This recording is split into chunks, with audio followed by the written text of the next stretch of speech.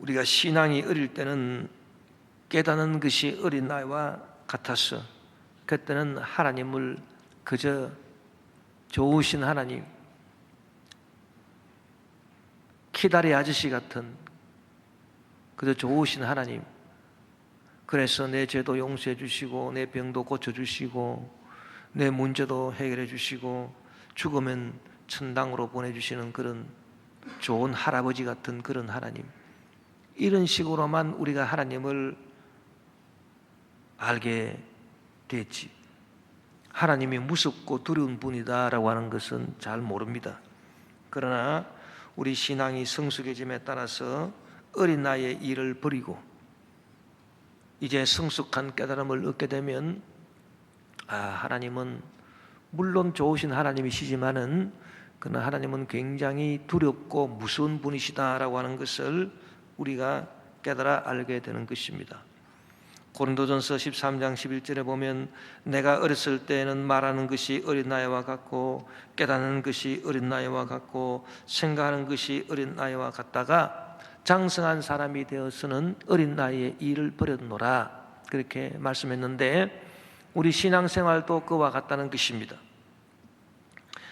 신앙생활이 오래되면 오래될수록 깊어지면 깊어질수록 하나님이 두려운 분이시다, 참 하나님이 무슨 분이시다라고 하는 것을 우리가 깨달아 알게 되는데, 그 왜 그러냐면은 우리가 신앙생활 오래 하면 할수록 하나님은 절대 주권의 하나님이시구나, 그래서 하나님은 홀로 거룩하시고 홀로 위대하시고 하나님은 전지전능 무소부지하신 하나님이신데 하나님은 홀로 절대 주권으로 다스리시기 때문에 우리 사람이 근접할 수가 없는 분이다라고 하는 것을 우리가 깨닫게 되는 것입니다. 어떻게 우리가 하나님께 근접할 수가 없느냐? 그것은 하나님의 생각이 우리 생각하고 너무 다르다. 그래서 이사야 55장 8절 9절에 보니 이는 내 생각이 너희의 생각과 다르며 내 길은 너희의 길과 다름이니라, 야훼의 말씀이니라.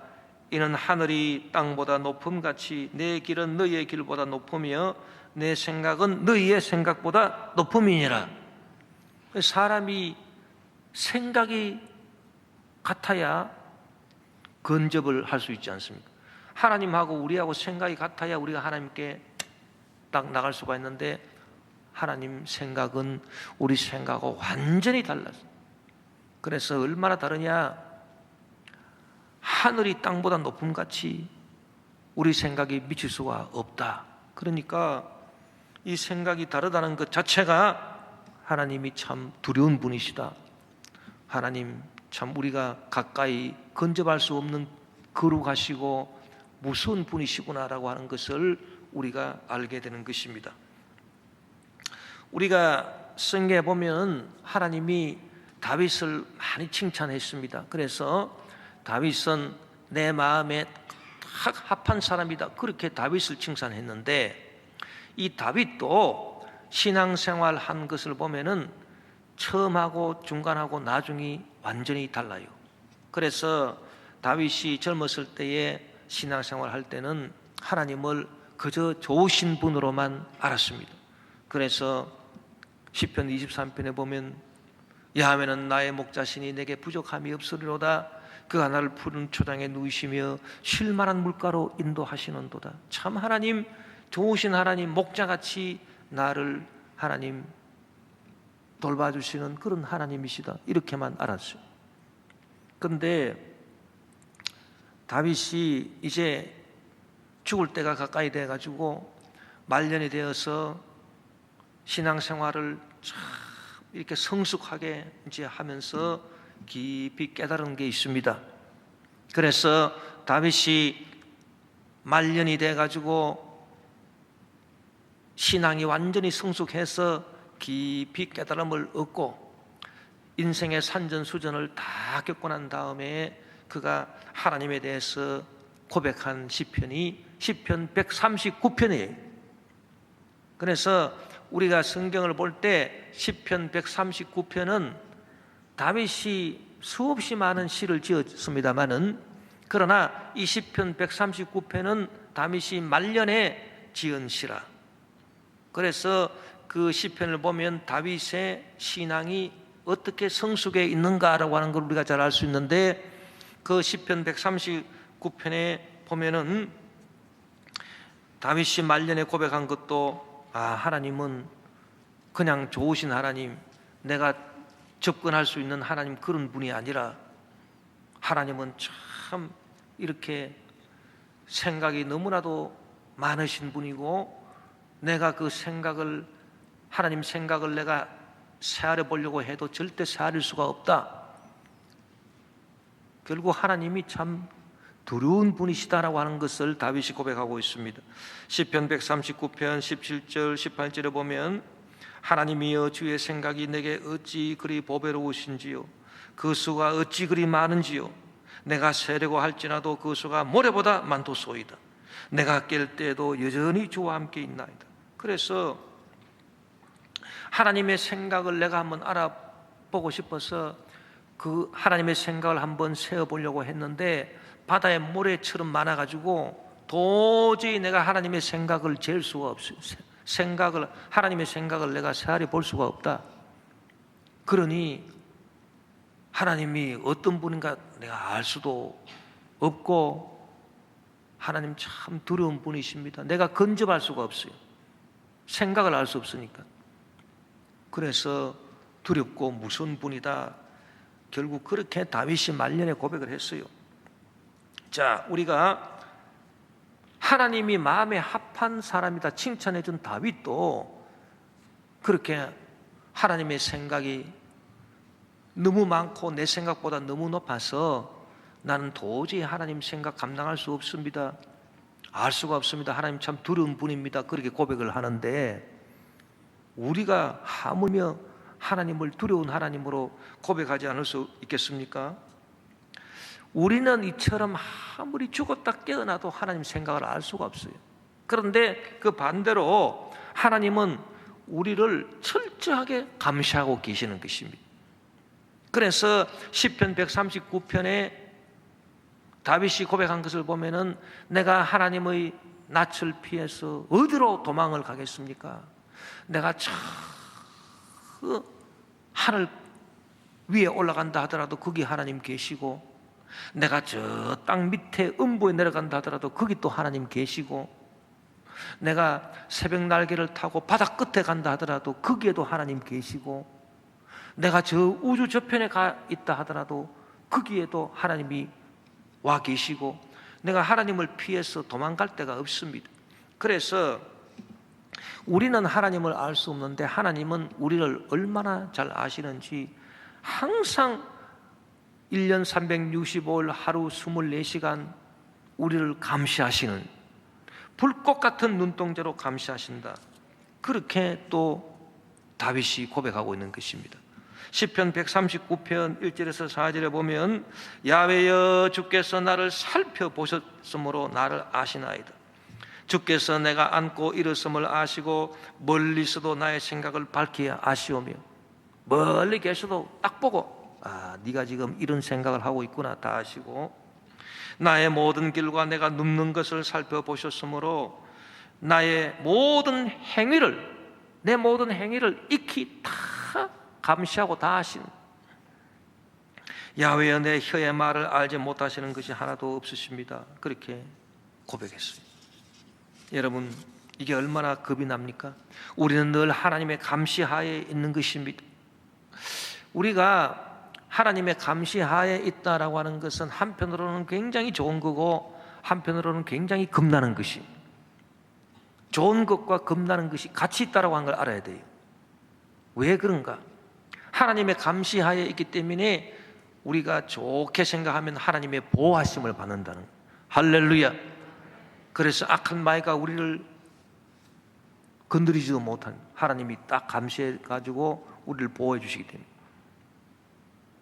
그리고 마귀가 우리를 범하지 못하고, 악한 질병이 우리를 범하지 못하고, 악한 저주의 문제가 우리에게 범하지 못하도록 하나님이 우리를 다 지켜주신, 이게 하나님 우리를 감시하시는, 그러니까 하나님 우리 감시하는 게 한편으로 얼마나 좋습니까? 우리가 보호하심을 받기 때문에 너무너무 좋은 거예요. 그러나 좋은 것만 있습니까? 그렇지 않습니다. 얼마나 우리가 겁난지 모릅니다. 왜?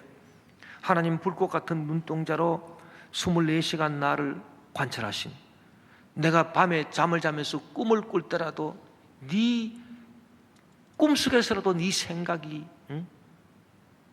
어떻기 때문에 그런 꿈을 꾸느냐, 그렇게 하나님 감시하신.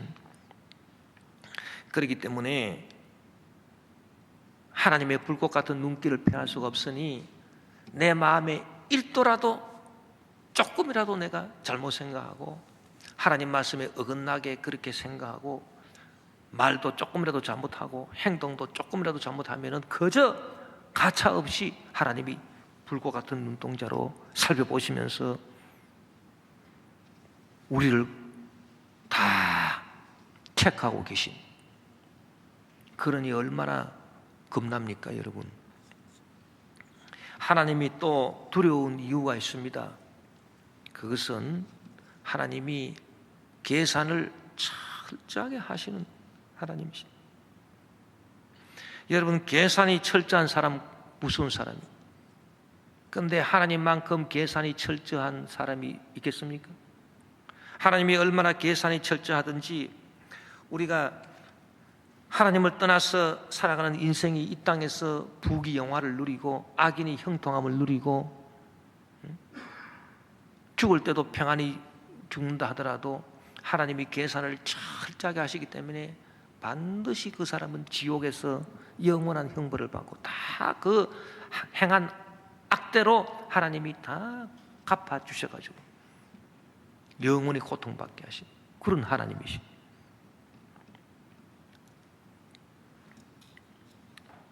그래서 우리가 알아야 될 것은 하나님은 계산은 참 철저하신 분. 제가 목회하면서 깨닫는 게 그겁니다. 시간이 가면 갈수록, 세월이 한 해가 지나가면 지나갈수록 생각해 보면은 야, 하나님은 어영부영 넘어가는 게 없어요. 얼렁뚱땅 그냥 넘어가시는 게 없어요. 딱 해놨다가 내가 잘하면 잘한 거 그대로 해가지고 다 보상해 주시고, 할렐루야. 내가 잘못한 거 있으면 그대로 다 체크해놨다가 나중에 그대로 그냥 벌을 주시는. 그래서 악인들이 당대에도 벌을 못 받으면은 죽어서라도 벌을 받는, 영원히 벌을 받는, 지 자손들이라도 벌을 다 받게 하시는 하나님이십니다. 철저하신 하나님. 또 우리가 하나님 앞에서 선한 일을 하게 되면은 이 땅에서 다 보상을 받는, 이 땅에서 보상을 못 받는다, 천국에서 보상을 다 받게 해주십니다. 이 땅에서 살면서 억울한 일 당했습니다. 주님을 위하다가 억울한 일 당했습니다. 이 땅에서 보상받습니다. 이 땅에서 보상 못 받는다, 천국에서 면류관을 받습니다. 철저하게 계산해가지고 다 갚아주십니다. 그리고 네 당대의 복을 못 받는다, 네 자손이라도 잘 되게 해줘. 그래서 하나님은 철저한 계산. 우리가 성경에 보면은 전도서가 있는데 이 전도서는 말하는 게 뭡니까? 인생이 허무하다는 거예요. 뭐 100년 살아도 허무하고 200년 살아도 허무한 게 인생인, 살고 난 다음에 뒤가 하나도 없어요. 그런데 인생이 허무해가지고 인생의 모든 노력이라고 하는 것은, 부귀영화를 얻고자 하는 노력이라고 하는 것은 바람을 잡으려고 하는 것과 같은 것이고, 헛되고 헛되며 헛되고 헛되더니 다 헛되다 그랬습니다. 그게 전도서예요. 그러면 우리가 상식적으로 생각하면 모든 게 다 헛되기 때문에 그러면 뭐 적당히 살다가 이래도 한 세상 저래도 한 세상, 적당히 살다가 캐세라 세라 되는 대로 살다가 죽으면 그만이다. 그것이 전도서의 결론일 거 아니겠습니까? 그런데 전도서가 결론 내리는 거 보면은 그렇지 않아요. 전도서 제일 마지막 장이 전도서 12장이고 제일 마지막 구절이 13절, 14절인데 어떻게 얘기를 했는가 한번 보면은 일의 결국을 다 들었으니, 이제 일의 결국을 다 들었으니 하나님을 경외하고, 전도서 12장 13절 13장 12 전도서 12장 13절 14절 자막으로 띄워주세요. 일의 결국을 다 들었으니 하나님을 경외하고, 하나님을 두려워하라는 거예요. 하나님을 겁내라는 거예요. 그의 명령들을 지킬지어다. 이것이 모든 사람의 본분이니라. 하나님은 모든 행위와 모든 은밀한 일을 선악간에 심판하시리라. 이게 결론이. 얼마나 겁나는 말인지 모릅니다. 여러분, 그래서 모든 행위와 모든 은밀한 일을 선악간에 심판하신다고 했습니다. 어떤 사람은 자기가 좀 칭찬받을 만한 착한 일을 해놓고 그거를 어떻게 사람들이 안 알아주나 싶어가지고 그것을 어떻게 하는지 드러내려고 애를 자꾸 씁니다. 그런데 그럴 필요가 없어요. 왜? 하나님이 다 선악간에 딱 보시고 계산을 딱 해놔가지고 반드시 언젠가는 갚아주십니다. 자기 때 안 되면 자기 후손이라도 갚아줘. 이 땅에서 안 되면 천당에서라도 다 갚아줘. 기도를 열심히 했는데 당장 응답이 없다고 낙심할 이유도 없어요. 왜냐? 기도하는 게 얼마나 고생인데. 기도한 그 수고만큼 하나님이 다 장부에 다 기록해놨다가 나중에 다 하나님이 응답으로 갚아주시고 축복으로 갚아주시고 건강으로 갚아주시고, 당대에 안 갚아주시면 후손들에게라도 축복해 주시고 천당에서라도 멸관을 주시고 다 갚아주시고, 반대로 악을 행했는데 아무도 모르게 은밀하게 했기 때문에 안심하라. 어리석은 것입니다. 안심할 수가 없습니다. 하나님은 은밀한 것으로 행한 모든 악을 다 하나님 심판하신다 그랬습니다. 예수님도 철저한 계산을 말씀하셨어요. 악을 행한 자들이 갇히는 감옥에서 그 모든 악의 값을 다 갚아야 네가 나오지, 안 그러면 절대 나올 수가 없다. 그렇게 말씀하셨습니다. 예수님이 그렇게 말씀하셨습니다. 마태복음 5장 26절에 보니 진실로 내게 이르노니 내가 한 푼이라도 남김이 없이 다 갚기 전에는 결코 거기서 나오지 못하리라. 이 하나님의 계산은 철저한데 누구도 예외가 없어요. 뭐 사도라고 잘 봐주고 주의 종이라고 잘 봐주고 무슨 나는 특별히 하나님 앞에 은혜를 받았기 때문에 하나님 날 잘 봐주시겠지, 그런 거 없어요. 모든 사람 얄짤없이 예외가 없어요. 아무도 예외가 없어요. 그걸 우리가 어떻게 할 수 있느냐? 성경에 보면은 예수님의 가장 수제자가 베드로입니다. 여러분, 베드로가 칭찬받은 일을 할 때는 예수님이 칭찬하시고 책망받은 일을 할 때는 가차없이 책망하셨는데 베드로도 예외가 없어요. 베드로가 한 번은 예수님께 신앙 고백을 하지 않았습니까?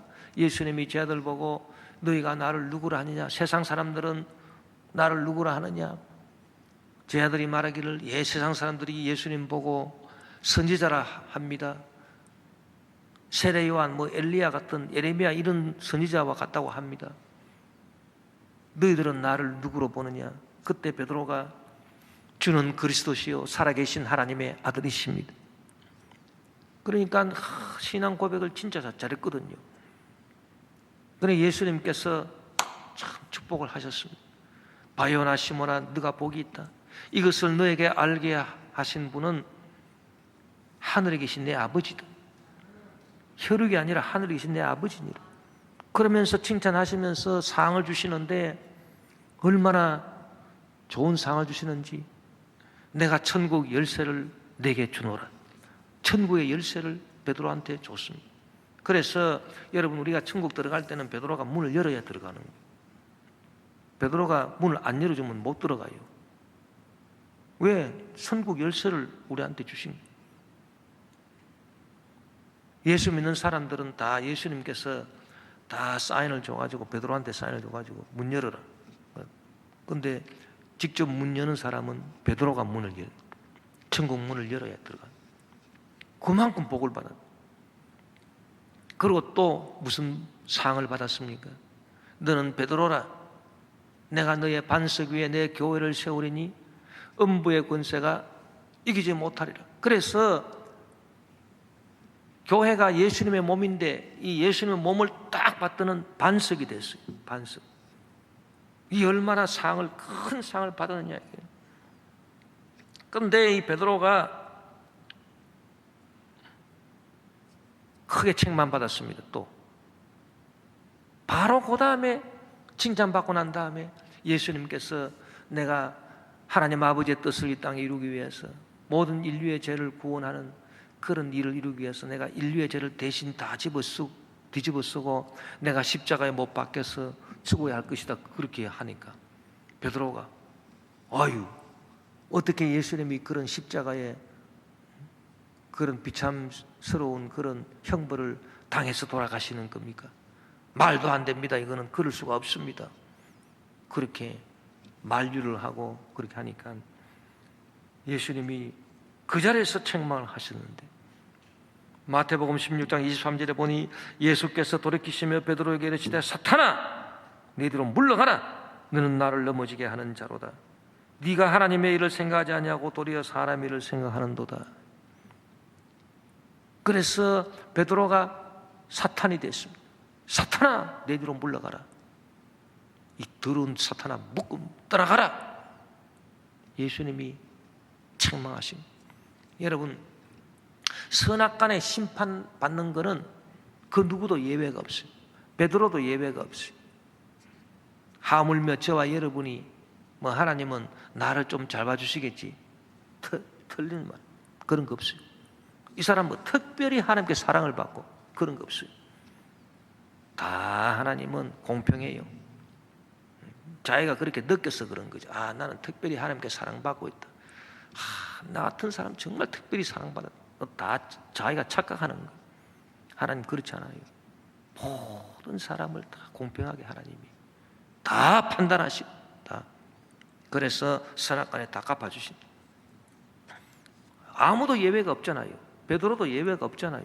칭찬받을 일을 하면은 칭찬해 주시고 상 주시고, 책망받을 일을 하면은 가차없이 사탄이라고 그냥 예수님께서 질책하셨는데 무슨 뭐 예외가 있습니까? 여러분, 우리가 착각하면 안 됩니다. 올 한 해 우리가 어떻게 살아야 되느냐? 착각하며 살면 안 돼요. 아, 내가 하나님 앞에 칭찬받을 일을 해야지. 응? 내가 하나님 앞에 벌 받을 일을 내가 해놓고도 내가 잘 되기를 바랍니까? 그건 미신. 그건 신앙이 아닙니다. 그렇기 때문에 하나님 참 겁나는 분이고 무서운 분이고 두려운 분이라는 거예요.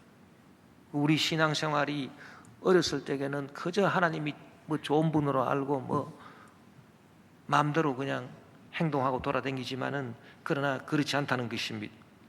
예수님도 우리에게 참으로 두려워해야 될 분이 하나님이다. 그걸 가르쳐 주신 거예요. 누가복음 12장 4절 5절에 보니 내가 내 친구 너에게 말하노니 몸을 죽이고 그 후에는 능히도 못하는 자들을 두려워하지 말라. 마땅히 두려워할 자를 내가 너희에게 보이리니 곧 죽인 후에 또한 지옥에 던져넣는 권세 있는 그를 두려워하라. 내가 참으로 너희에게 이르노니 그를 두려워하라 그랬습니다. 그 하나님을 두려워하라는, 하나님을 너희들이 믿을 때 그냥 좋으신 하나님이라고 그렇게 넉놓고 있지 말고, 하나님 겁나는 분이다, 무서운 분이다, 두려운 분이다. 그래서 기도할 때도 벌벌 떨면서 하나님 정말 제 기도 좀 들어주십시오. 회개를 할 때도 벌벌 떨면서 하나님, 주님 정말 이 죄 때문에 내가 지금 밥을 먹다가 탁 뭐가 얹힌 것처럼 이 죄가 그냥 탁 그냥 마음에 탁 맺혀 있어가지고 답답해서 내가 견딜 수가 없습니다. 하나님 저를 불쌍히 해주시고 주여 저의 죄를 용서해 주십시오. 애통하면서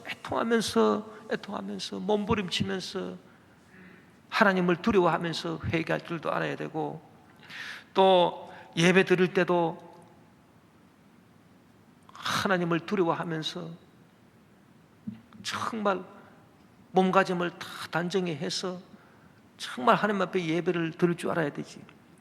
요새처럼 뭐 코로나라 해가지고 비대면 예배 드린다고 스마트폰 켜놓고 커피 한 잔 옆에 딱 갖고 홀짝홀짝 마셔가면서 설교 듣고 그런 예배 하나님이 안 받아주십니다, 여러분.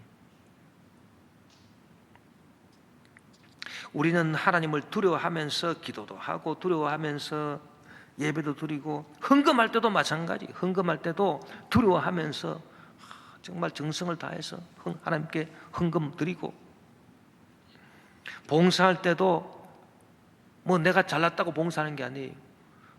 내가 봉사를 안 하면 하나님 나한테 화를 내리실지도 몰라. 겁나가지고 하나님 앞에 덜덜 떨면서 봉사를 해야 돼요. 교회도 섬길 때 하나님 두려워하면서 교회를 섬겨야지, 엉덩이 뿔난 그 염소처럼 교회를 무슨 자기 안방으로 생각하고 함부로 그냥 교회에서 문제나 일으키고, 그런 사람은 반드시 하나님의 벌을 받아요. 지가 안 받으면 지 자손이라도 받아요. 그걸 분명히 알아야 돼. 그래서 우리는 하나님을 두려워하고 하나님을 벌벌 떠면서 하나님을 섬겨야 되는 것입니다. 또 여러분, 사람이 신앙 인격이라고 하는 게 있습니다. 이게 인간관계도 마찬가지인데, 예를 들어서 서로 사랑하고 서로 좋아하고 서로 선물도 주고받고 그렇게 할수록 조심해야 돼요. 그게 진짜 인격이 된 사람이에요. 그 인격이 된 사람은 잘해주면 잘해줄수록 더 이렇게 두려워합니다. 그래서 저분이 참 나한테 잘해주는데 혹시라도 저분하고 나하고 관계가 잘못되면 안 되지 않겠나 싶어가지고 더욱더 말도 조심하고 행동도 조심하고 더욱더 떨면서 눈치도 보고, 그렇게 해야 그 사람이 인격이 된 사람이지. 그런데 잘해주면 잘해줄수록 저 사람은 나한테 굉장히 잘해주네, 호구네 이러고 막 예의도 없이 반말 찍찍하고 잘해준다고 해가지고 그렇게 해버리면은 그 사람은 인격이 대먹지 않은 사람이에요. 그런 사람은 절대로 여러분이 사귈 필요가 없어요. 여러분, 하나님과의 관계도 마찬가지입니다. 하나님과의 관계도 신앙생활을 오래 하고 성숙해서 하나님 나한테 베풀어 주신 기적이 참 많습니다. 하나님 저의 죄를 용서해 주신 거 많고, 저에게 하나님 아버지 치료 주신 것도 많고, 주님 저에게 복 주신 것도 참 많습니다. 그러면 그럴수록 더욱더 우리가 벌벌 떨면서 하나님 정말 혹시라도 내가 하나님 말씀에 어긋나게 행동한 거 있으면 정말 내가 너무 괴롭으니 저의 죄를 용서해 주시고 저를 불쌍히 여겨주시고 저를 주님 앞에서 쫓아내지 마시고 주의 성령을 제게서 거두지 마시고 주여 주여 주여 주여, 그러면서 두려워 떨면서 하나님을 섬길 줄 알아야 그 사람이 신앙 인격이 된 사람이지. 하나님이 잘해 주신다 해가지고 넋 놓고 그냥 마음 놓고 돌아다니면서 자기 마음대로 행동하고 하나님 두려워하고 하나님 겁내는 거 없이 그렇게 돌아다니는 사람이 무슨 신앙 인격이 제대로 된 사람이겠습니까? 그렇기 때문에 하나님을 두려워할 줄 알아야 되는 거예요. 이사야 8장 13절에 보니까 만군의 야훼 그를 너희가 거룩하다 하고, 우리 한번 따라합시다. 그를 너희가 두려워하며 무서워할 자로 삼으라. 성경 분명히 말했잖아요. 하나님을 무서워하라고. 응? 여러분, 하나님 무서워하고 있습니까, 여러분? 하나님 무섭습니까? 우리 신앙생활이 참 이게 잘못된 것을 보면은 하나님을 무서워하지 않는다는 거예요. 우리가 하나님을 무서워하지 않고 하나님을 두려워하지 아니하니까요, 세상 사람들이 우리를 아주 시쳇말로 아주 역같이 보는 겁니다. 그래서 우리 예수 믿는 사람들을 무시하고 예수 믿는 사람들을 예수쟁이라고 욕하고 아주 우리를 완전 쓰레기 취급합니다. 지금 코로나 때문에 어려움을 많이 겪고 있는데 세상에서 교회를 어떻게 평가합니까? 전부 다 욕하고, 직장에서도 너 교회 나가지 마라, 교회 나가서 대면 예배 드리지 마라, 이렇게 하고. 왜 그렇습니까? 뭐 때문에 그렇습니까? 그 이유가 뭡니까? 그걸 잘 알아야 돼요. 그 이유를. 우리가 사회 구제를 안 해서 그렇습니까? 이 코로나로 위험한데 교회에서 하는 일이 뭐가 있나? 교회에서 뭐 사회에 하는 일이 뭐가 있어? 쟤네들 이기적으로 자기들만 모여서 예배드리고. 그래서 교회가 요거도 먹습니까? 우리가 구제한 게 없어서 요거도 먹습니까? 아닙니다. 코로나 때문에 환자들 수용할 데가 없어가지고 애쓸 때 교회에서 전부 다 수련은 내주고, 여의도 순복음교회도 영산 수련은 다 내주고, 그 와가지고 환자들, 아프신 분들 생활치료센터 다 내주고, 명성교회도 소양관 다 내주고, 뭐 소양관 치료시설만 다 내줬습니까? 교회는 헌금이 잘 안 들어와가 애를 먹어도 수십억씩 그렇게 코로나 기금으로 쓰라고 교회에서 다 기금으로 내주고. 그래도요, 욕은 바가지 들어 욕을 얻어먹는. 호구짓도 그런 호구짓이 없어요. 아니 줄 거는 줄 것대로 다 주고, 우리는 예배도 비대면 예배 드린다고 그렇게 다 하면서, 교회는 다 그렇게 1년 동안을 예배를 잘 못 드리고, 사회에 치료센터 내주고 성금 내주고. 시골 같은 데는 비대면 예배가 됩니까? 성도들이 어르신들이 뭐를 만질 줄 압니까? 그 1년 동안 예배를 못 드리고 시골에 그렇게 우리는 희생을 하고, 그렇게 해도 세상 사람들 우리 보고 계속 욕을 하지요. 그 왜 그럴까요? 그 이유가 뭡니까? 우리가 세상을 구제 안 해서 그렇습니까? 착한 일 안 해서 그렇습니까? 아닙니다. 그거 안 해서 그런 게 아니에요. 뭐 때문에 우리가 그런 욕을 얻어먹느냐? 그것은 딱 이유가, 근본적인 이유는 하나예요. 우리가 하나님을 섬길 때 하나님을 무서워하지 않았어요. 하나님을 두려워하지 않았어요. 우리가 하나님을 두려워하고 하나님을 무서워하면서 죄 짓는 것을 펄펄 떨면서 죄 안 짓고 그렇게 우리가 하나님 앞에 신앙생활 했어 봐요. 세상 사람들이 우리 욕합니까? 욕 못합니다. 겉으로 욕을 해도 속으로는 야, 우리하고 다른 사람들이, 저 사람들은 거룩한 사람들이야. 근데 예수 믿는다고 하는 사람들이 직장에서도 보면은 전부 다 그냥 회식할 때 나가서 다 술 마시고 담배 피우고, 그러고 남 헛듣고 이런 거는 예수 믿는 사람들이 제일 앞장서 가지고 하고, 무슨 사건 터지면은 거기 예수 믿는 사람들이 그 흉악한 범죄에 다 들어가 있고. 왜 그렇습니까? 하나님을 섬기는데 그냥 좋으신 하나님만 믿고 뭐든지 다 좋은 거예요. 죄지도 다 용서고, 뭐 병 걸리면 다 치료받고. 그런 개똥 같은 신앙이 어디 있습니까? 그런 잘못된 신앙을 갖고 하나님을 겁내고 하나님을 두려워하는 게 없고 하나님을 무서워하는 게 없으니까 지 마음대로 행동하고, 이러니까 세상이 그렇게 우리한테 욕을 하는 것입니다, 여러분. 네? 분명히 알아야 됩니다. 그래서 우리는 이 2021년도는 그렇게 살 수가 없어요. 이제는 우리는 어떻게 살아야 되느냐? 좋으신 하나님을 믿는 만큼 하나님을 겁을 내시기를 바랍니다. 또 하나님을 무서워하고 하나님을 두려워해야 좋으신 하나님의 축복이 있는 거예요. 그 진리를 우리가 분명히 알아야 되는 거예요. 그래서 우리가 알아야 될 것은 하나님을 두려워할 때, 하나님을 무서워하고 하나님을 겁을 낼 때 우리가 받는 복이 있다. 제가 목회하면서 교회 안에서도 보면은 하나님 겁 안 내는 사람들 얼마나 많은지 모릅니다. 하나님 무서워하는 사람이 아니에요. 교회에서 뭐 봉사한다고 하는 사람들, 교회에서 무슨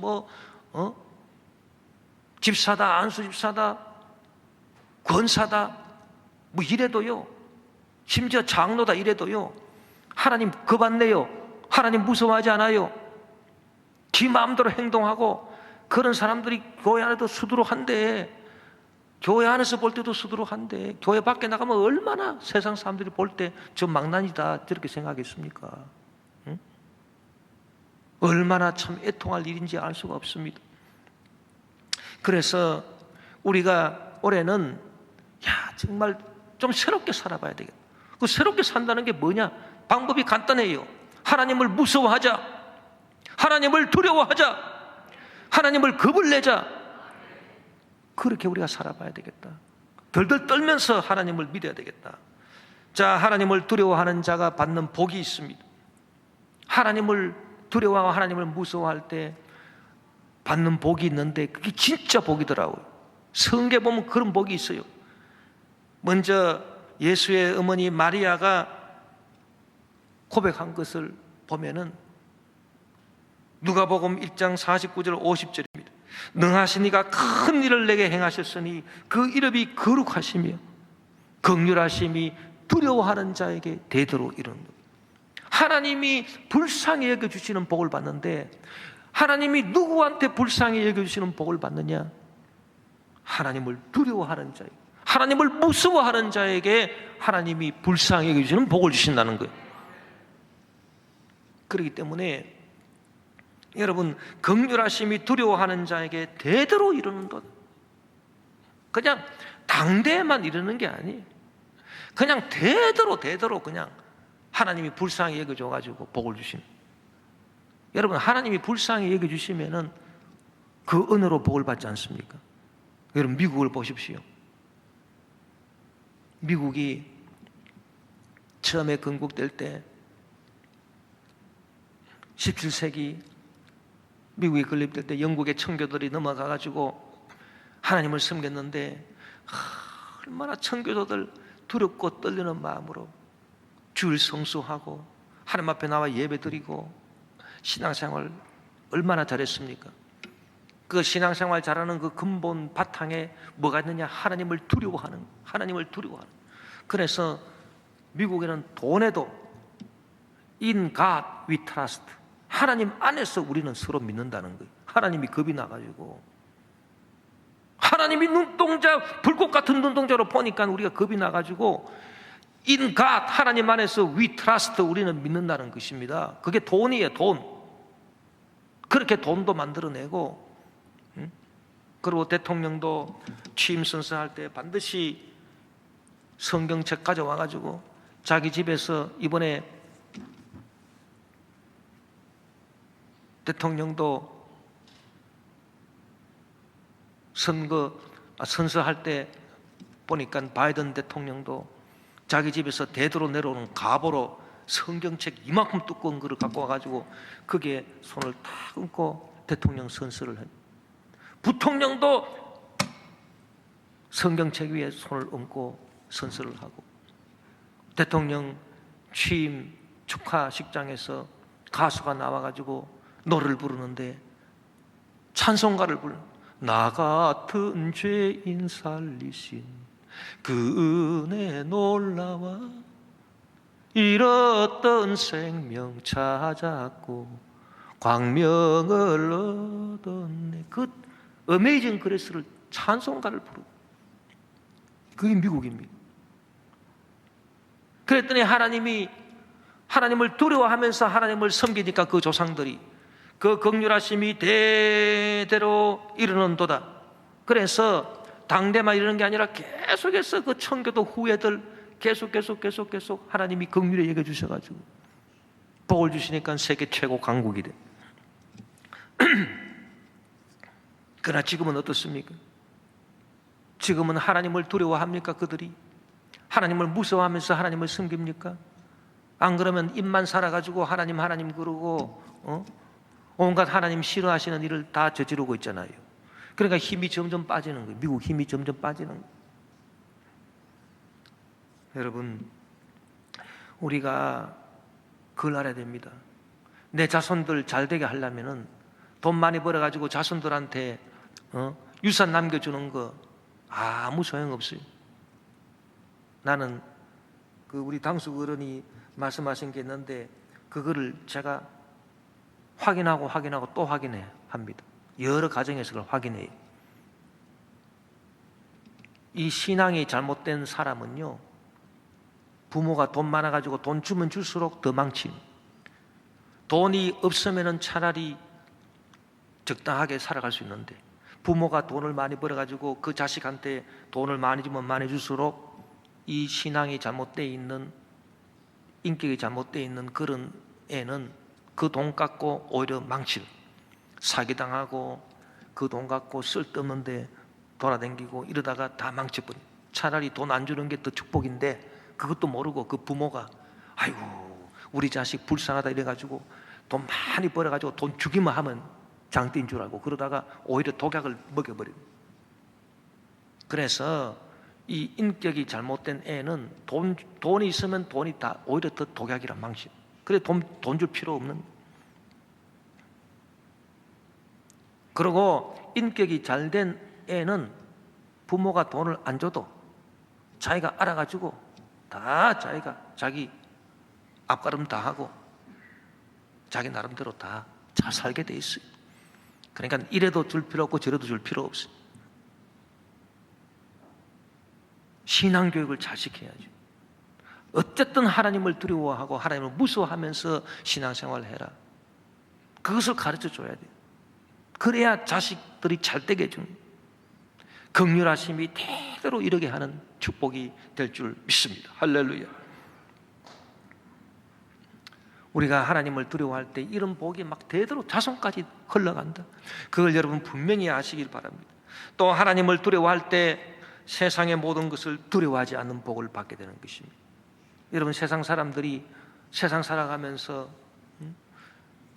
까닭 모르게 마음이 불안하고 두렵고 들들 떨리고, 그거 왜 그런 줄 아십니까? 근본 원인은 딱 하나, 하나님을 겁내지 않기 때문에 세상이 겁나는 거예요.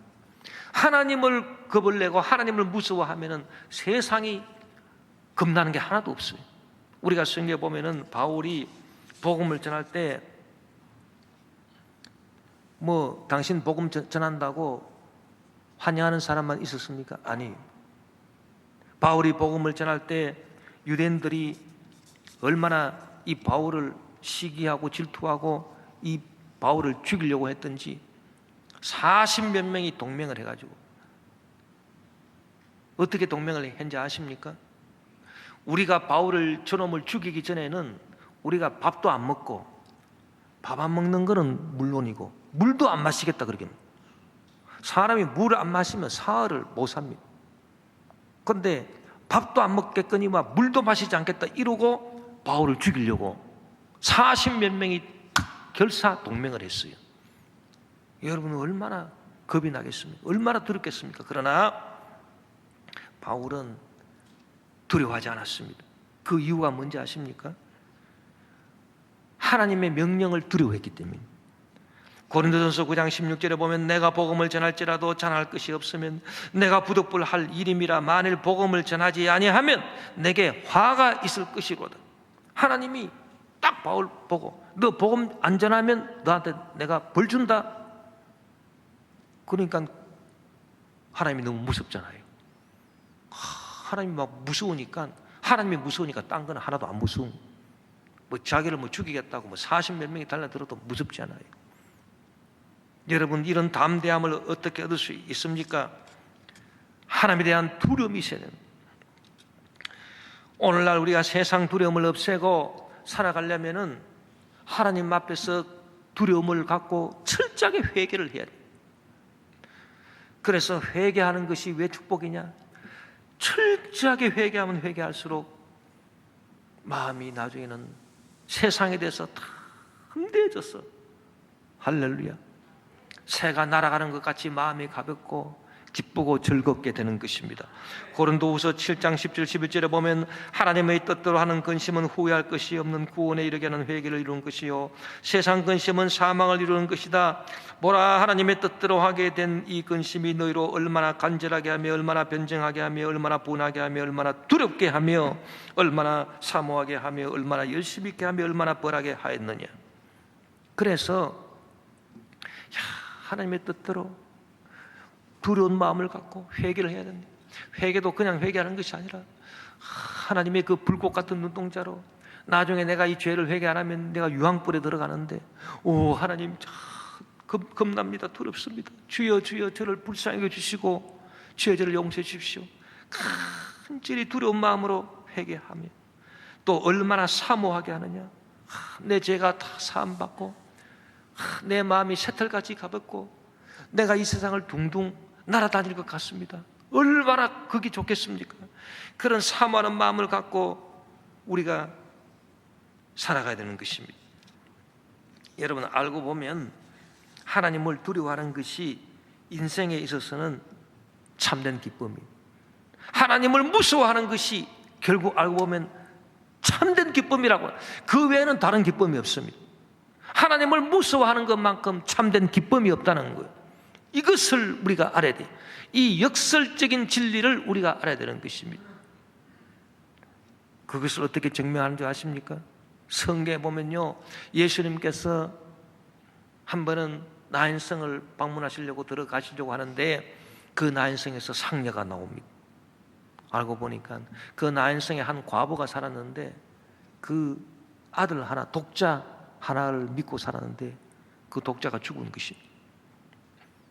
그러니까 이 과부는 정신이 지금 없습니다.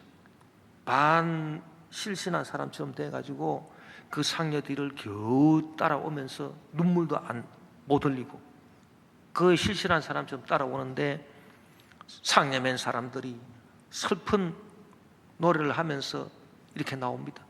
다들 그냥 눈물을 뚝뚝 흘리면서 나옵니다. 예수님이 그 상녀를 딱 보시고 정지시키시고 관에 손을 딱 얹으시고 청년아 일어나라. 그러니까 기적이 일어났어요. 청년이 일어난 거예요. 관에서 일어난 것입니다. 이 놀라운 기적의 기쁨, 이 놀라운 기적의 기쁨이 일어났는데 이 장면을 기록한 성경을 보니까 어떻게 기록했는지 아십니까? 누가복음 7장 15절 16절에 보니 죽었던 자가 일어나 앉고 말도 하거늘 예수께서 그를 어머니에게 주시니 모든 사람이 두려워하며 하나님께 영광을 돌려 이르되 큰 선지자가 우리 가운데 일어나셨다 하고 또 하나님께서 자기 백성을 돌보셨다 하더라. 여러분, 이것이 무엇을 우리가 가르쳐 줍니까? 죽은 자가 살아나는 것 같은 큰 기쁨이 무엇과 함께 있다? 하나님을 무서워하고 하나님을 두려워하는 것하고 같이 있다라, 그 말인 것입니다.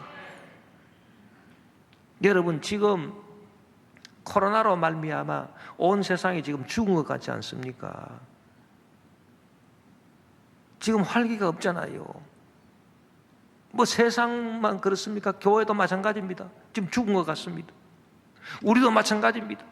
이런 죽은 것 같은 우리가 지금 살아나는 그런 큰 기적의 큰 기쁨이, 진짜 기쁨이 그냥 옵니까? 진정한 기쁨이 그냥 옵니까? 아닙니다. 모든 사람이 두려워하며 하나님께 영광을, 하나님을 무서워하고 하나님을 두려워하면서 그 기쁨이 오는 거예요. 예수님이 이 세상에 태어날 때도 천사들이 목자들한테 예수님 탄생을 말할 때 목자들이 두려워했어요. 큰 기쁨에 좋은 소식을 받을 때 그들 마음이 두려워하면서 큰 기쁨을 받은 거예요. 여러분, 이 성경적인 진리를 우리가 알아야 돼요. 이 성경적인 진리는요, 진짜 기쁨은 그 기쁨만 오는 게 아니에요. 그냥 기쁨만 오는 것은 가짜 기쁨이에요. 그거는 별 볼 일 없는 기쁨이에요. 그런데 참 정말 우리를 살리는 진짜 기쁨은 무엇과 함께 오느냐? 두려움과 함께 오는 거예요. 예수님이 부활했을 때도 제 아들이 부활하신 예수님을 보고 너무 기뻐서 두려워했다 그랬습니다. 너무 기뻐서 두려워했다. 오늘 우리에게 필요한 것은 이 죽은 자가 살아나는 그런 기쁨이 우리에게 필요합니다. 세상도 그렇고 교회도 마찬가지고 저와 여러분도 마찬가지입니다. 이럴 때 여러분, 우리가 하나님을 두려워하며 하나님을 무서워하며 하나님을 섬겨보십시오. 이런 죽은 자가 살아나는 기쁨이 반드시 우리에게 임할 것입니다. 그 외에는 다른 방법이 없어요. 그래서 오늘 본문에도 뭐라고 말씀했습니까? 하나님을 경외하는 자, 경외한다라고 하는 것은 두려워하면서 섬긴다, 그 말입니다. 이 두려워하면서 섬기는 자가 병고침을 받겠다 했어요. 오늘 본문 말라기 4장 1절 2절에 보니 만군의 야훼가 이르노라 보라 용광로 불같은 날이 이르리니 교만한 자와 악을 행하는 자는 다 지푸라기 같을 것이라 그 이르는 날에 그들을 살라 그 뿌리와 가지를 남기지 아니할 것이로되. 쇠도 녹여버리는 그 용광로에 지푸라기를 여러분 갖다 댔으니 어떻게 되겠습니까? 근처 가기 전에 다 살라져 버린. 그만큼 하나님이 분노로 하나님 무서운게 하나님이 교만과 악을 심판하신, 그 하나님이 얼마나 무서우냐는 거예요. 그런 무서운 심판을 하시는 하나님, 그 하나님을 두려워하는 너희들한테는 기쁨이 많은데 공의로운 해가 떠올라 치료하는 광선을 비추리니 너희가 외양간에서 나온 송아지의 띠리라고 말씀하신 것입니다. 할렐루야. 그래서요, 여러분, 이 병 고침 받는 것도 그래요. 병 고침 받는 것도 우리가 진짜 병 고침 받으려면 하나님, 내가 하나님 말씀 제대로 믿지 못하고 주여 내가 방탕하게 살았던 그런 삶 두려워 떨면서 주님 회개합니다. 진실로 회개하고 하나님 두려워하고 하나님 겁내고 그렇게 우리가 간절히 기도할 때 하나님이 병 고쳐주신, 그 무조건 뭐 하나님이 좋으신 하나님이 병 고쳐주시는 건 아닙니다. 여러분, 우리가 2021년도는 이제 좀 새롭게 좀 살아봐야 되겠다. 특히 이 코로나를 통해 가지고 하나님이 우리에게 가르쳐 주시고자 하는 메시지가 분명히 있습니다. 이제 너희들이 모든 세상이 다 죽은 것 같은, 여기서 너희들이 살아나는 그런 기적의 기쁨을 체험하고 싶으냐? 그러면 나를 두려워해라. 지금까지 뭐 좋으신 하나님 이런 얘기만 하지 말고 무서운 하나님, 두려운 하나님, 그 누구도 예외가 없다. 하나님 정말 우리가 두려워하면서 하나님 섬기겠습니다. 믿음으로 승리하는 저와 여러분 되시기를 주의 이름으로 축원합니다.